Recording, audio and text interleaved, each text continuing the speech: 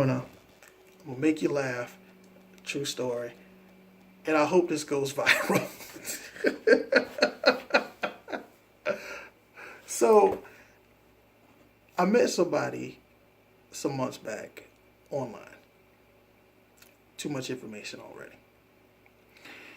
And I took him out for drinks. I don't believe in buying meals on the first night. Making that clear. It's not game. There's a reason. There's a practical reason why you should never buy a woman a meal on the first night. There's a good reason. So I took her out for drinks.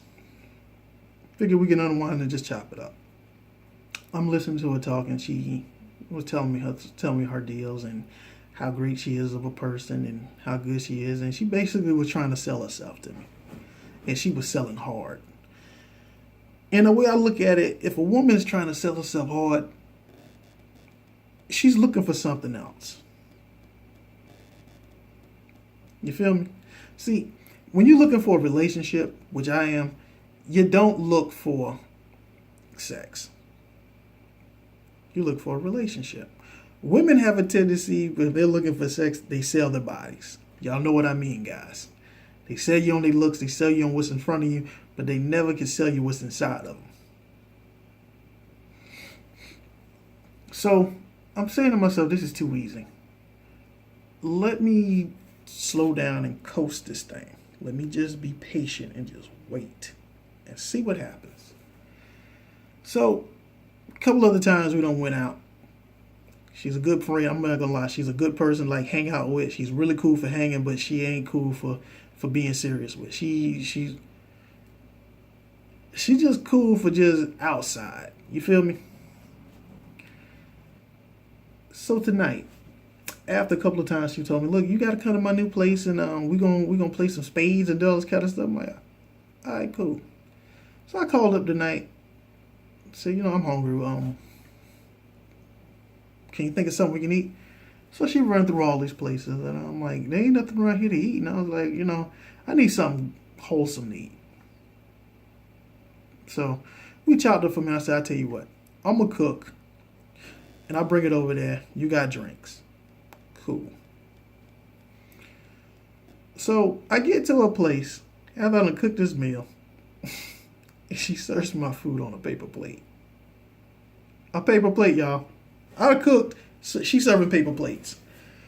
So while she was getting ready to serve people, I said, "Wait, I don't eat off paper plates. I despise paper plates.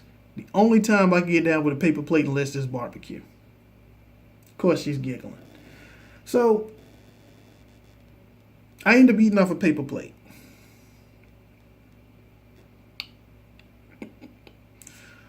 So that's strike one for me as a dude. That's telling you that you made the right decision because she's serving you off a paper plate. This is y'all already know. That's a no-no. You don't serve a man off a paper plate, especially if he's done something for you first. Where's the gratitude? So I'm listening to talk about her relationships and how she's down, and she's talking about her ex and the situation that she's in with this guy, and they stay miles away from each other. I mean, like 2 different states, and she's still on the dude. So fine, say, "Look, forget about the dude." So she's talking about him, and you don't understand, and it's hard to find a good man, and the same shit you hear most women say online. So I said, "You know what? What's wrong with me?" "What you mean, what's wrong with you?" "What's wrong with me? I'm in front of you." But, "Oh, you different." So I'm sitting there smirking. "Oh, I'm different. Okay, cool." So, and she's finally telling me about how she, about her problems with men. I was like, "So what happened with the last guy you were seeing?" "Oh, well, he just playing games. He just playing games." And I'm like, "Okay, cool. He playing games." So I finally got her to crack after a while. And she's telling me about how how it's hard to find a good man. And men like to play games. So I told her, I said, "Sister, you got to find yourself a diamond in the rough." Right? She goes, "I tried that before. He ain't got no job. He didn't have no job. And then he left me for another girl. And he claimed he ain't seeing her no more." This is she talking about her ex-boyfriend. So I'm laughing at her. I said, honey, that's not a diamond in the rough. See, a diamond in the rough is already shining. It just needs to be trimmed. It needs to be properly cut and polished. That's a diamond in the rough. Anything outside of that is just coal. Think about it. You met a guy who wasn't dating. You always gave him money, right? Where's the potential? He never showed you potential. So I gave her my allegory about the diamond in the rough. I explained it to her, and the bottom line was, look, diamond. I'm like, look, a miner usually always when he's mining for diamonds or whatever, he always is sparked. The only things that usually grab his attention are the things that shine. That's what he's looking for. Objects that shine. Already shining. They just dirty. Gotta clean them up. So as she's talking, she's like, well, I need a guy who's all, who got his things together. So I'm sitting there laughing. I said, so what's wrong with me? And so I'm sitting there laughing at her because I said, do you know that sometimes rich people don't always look rich? Remember that. She's like, yeah, I know. So as she talking, finally, I just asked the same question that, women love to protest about. She tells me, I said, so what's your credit score? She tells me her credit score was like a 6 something. I started smirking. I said, mine's in the 7s. And she's like, well, that's one of the qualifications. Her ears started to perk up. All right. So I'm laughing at her and she's telling me stuff about this guy. And I said, you ever think that sometimes it's not, I said, you ever think that sometimes the problem is with women, with sisters, is that y'all overlook good material. See, good material is already working. Good material usually is already working. You pass by them all the time in your job. They pass by you. You never acknowledge them. And they usually are the guys who are working, smell like work, look like work. And that's it. But you usually overlook them. Think about that. So think about all the guys who you work with, who you overlook. Oh, I'm cool with this one. I'm cool with that one. He came over, made me breakfast, and I'm listening to it. And I'm like, you know a lot of damn dudes. So, make a long story short, brothers, I realized this about some of these sisters out here. And this is a clear testimony. That some of these sisters' heads are out here looking at air castles. They're imagining what life should be like, while life is right in front of them. They suffer through life, but they can't. But they refuse to acknowledge life. See, white men, black men, it don't matter. Men work. Men do all kind of things. Sometimes men get with the right woman, and he gets a leg up. And sometimes women get together with two men, a man and a woman get together, and they both okay, and they both get a leg up.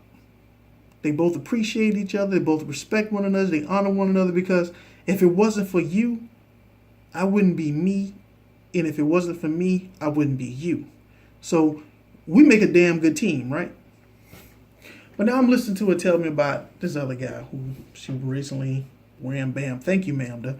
And he had all this shit together.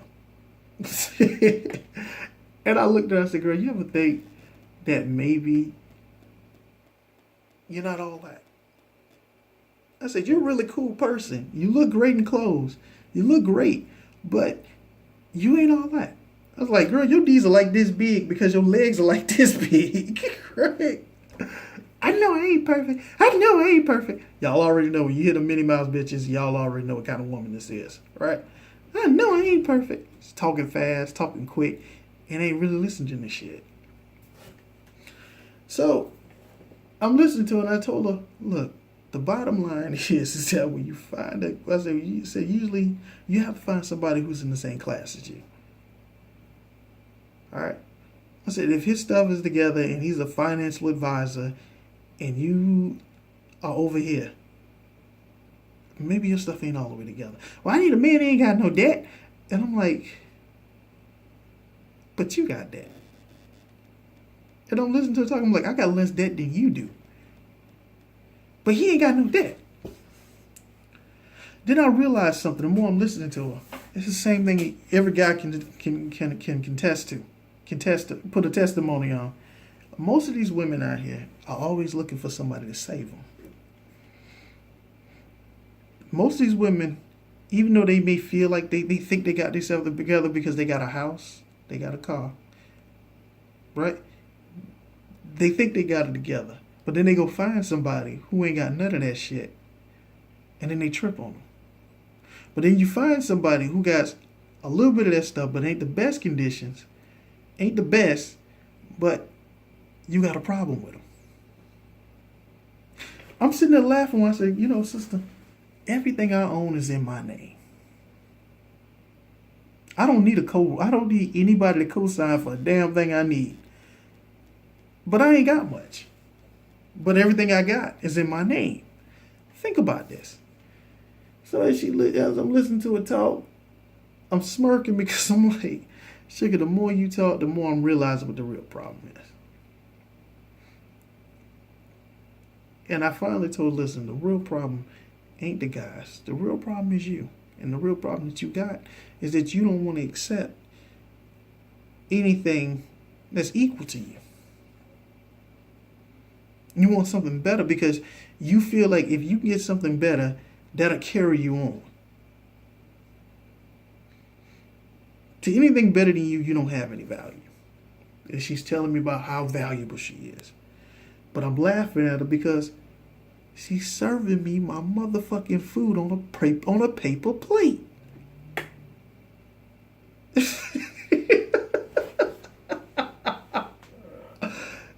Please don't tell me about the fact of the matter that she just probably see no value in you. No, the problem is that you don't respect shit. Because if you really respected me, you would not have served me my own fucking food on a paper plate that I cooked for you as well. That I also provided for you as well. If you were appreciative, you wouldn't have no problem washing that 2 goddamn plates. You see what I'm saying? The problem is a lot of times, sisters, you don't value shit. And because you don't value shit, shit don't value you. See, in the real world, the spiritual world, I know y'all like to talk about spiritual thing. I like to talk about spiritual laws. Love, I'm going to put it this way. If you put conditions on love, love is going to put conditions on you. If you put conditions on value, value is going to put conditions on you. And the problem is with a lot of you sisters, I'm not trying to shit on you. You put values on things that you should not put values on. Love has conditions with you. Respect has conditions with you. And because of those reasons, respect puts conditions on you. If you ain't buying from me, get the fuck out of my store. Think about it. I'm out.